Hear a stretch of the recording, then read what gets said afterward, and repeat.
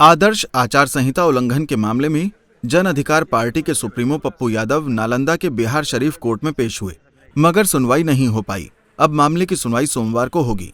बता दें कि 2015 के विधानसभा चुनाव के दौरान निर्धारित समय से अधिक समय भाषण देने के आरोप में उनके ऊपर आदर्श चुनाव आचार संहिता के उल्लंघन का मामला दर्ज किया गया था।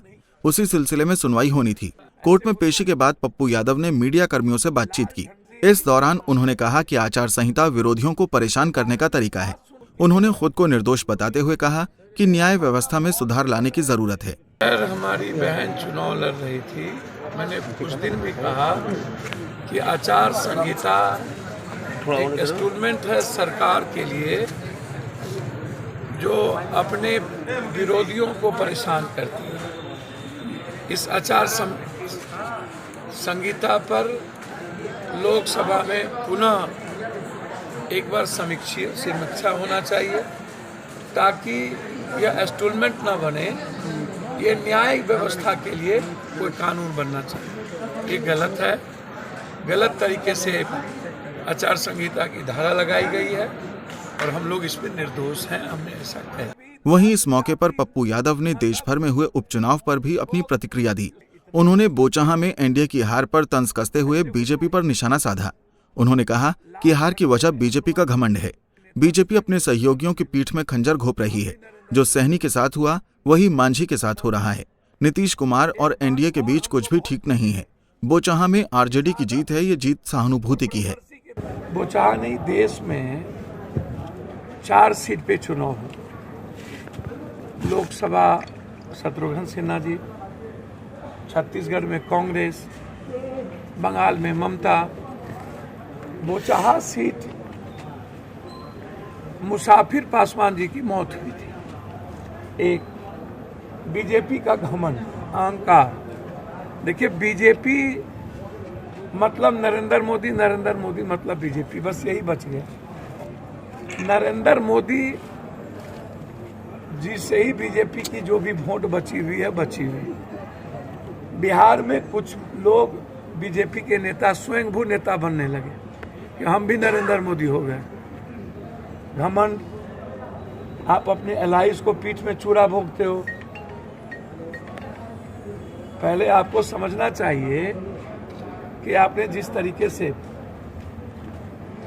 सहनी को आपने हटाया, फिर मांझी को आप डिस्टर्ब कर रहे, और दूसरी तरफ आप नीतीश कुमार को भी खंजर भोंकने की तैयारी करते हैं। तो नीतीश कुमार जी और सरकार और बीजेपी के बीच सब कुछ अच्छा नहीं है, तो चुनाव कहां से आप जीतिए? और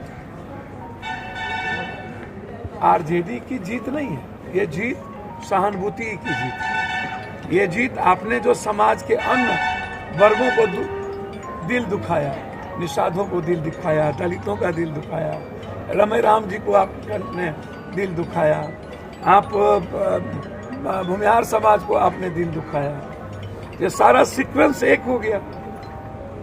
सब लोग वहां पे एक हो गए कि इसके घमंडी बीजेपी को खत्म करना है। पहले आप इसको समझ लो, ये किसी की जीत नहीं है, ये जीत है बीजेपी के घमंड की और लोगों को पीठ में खंजर भोंकने की। इतना ही नहीं, पप्पू यादव ने ईवीएम पर भी सवाल खड़े किए हैं। उन्होंने कहा कि उपचुनाव में ईवीएम के साथ छेड़छाड़ नहीं की गई, इसलिए बीजेपी हार गई। पप्पू यादव ने कहा कि बीजेपी नफरत के आधार पर लोगों को बांट रही है, जिसे उपचुनाव में जनता समझ गई और यही वजह है कि उपचुनाव में सभी सीटों पर बीजेपी को हार का सामना करना पड़ा। ये बहुत क्लियर समझिए, जहां पर ईवीएम प्रभावित नहीं है, बाय इलेक्शन में ईवीएम प्रभावित नहीं होता, वहां बीजेपी चुनाव नहीं जीतती। आप उठा के देखो, जहां पर नफरत पैदा करते हो। अभी आपने रामनवमी में इतना नफरत पैदा किया, ऐसे होता है क्या? लाल झंडे में हनुमान होते थे, अब केसरिया ले आए, हनुमान को हटा के राम को ले आए। कभी जुलूस नहीं निकलता था। पहले राम होते थे, लक्ष्मण होते थे, सीता होती थी, भरत होते थे, जयबंद होते थे, शत्रुघ्न होते थे, सुग्रीव होते थे। अब सिर्फ राम बच गए आपके पास और सबको आपने हटा दिया। आप लगातार नफरत के आधार पर देश को बांटते हो, तो आपको जनता तो सिखाएगी सब। आपको बंगाल में सिखा दी दोनों सीट पर, छत्तीसगढ़ में सिखाया। इसीलिए मैं बहुत करबद्ध विनम्रता के साथ आग्रह करूंगा,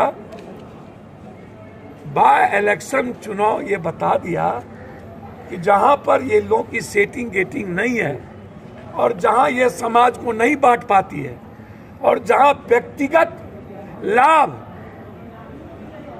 और खैरात बांटने की जो मोदी जी की आदत है वो नहीं प्रभावित हो, तो वहां इस जन्म में बीजेपी चुनाव नहीं जीत सकती। बिहार में अब तक हुए उपचुनाव में एनडीए का ट्रैक रिकॉर्ड काफी खराब रहा है। इससे पहले 2019 के उपचुनाव हों या फिर 2018 के उपचुनाव, एनडीए को काफी नुकसान हुआ है। वहीं 2022 के उपचुनाव में एक बार फिर वही सिलसिला देखने को मिला है। उपचुनाव में एनडीए को मिली हार के बाद पप्पू यादव इसलिए बीजेपी को कोस रहे हैं क्योंकि ये बीजेपी के सियासी एक्सपेरिमेंट का नतीजा है। मुकेश सहनी की पार्टी को तोड़ना बीजेपी को बोचहां चुनाव में भारी पड़ा। अगर आज मुकेश सहनी बीजेपी के साथ होते तो शायद चुनाव का नतीजा कुछ और होता। पंजाब केसरी के लिए नालंदा से महमूद आलम की रिपोर्ट। हमसे जुड़े रहने के लिए हमारे YouTube चैनल को सब्सक्राइब करें और नई वीडियो की नोटिफिकेशन के लिए बेल आइकॉन को दबाएं। अगर आप ये वीडियो Facebook पर देख रहे हैं तो लाइक जरूर करें और ज्यादा से ज्यादा शेयर करें। धन्यवाद।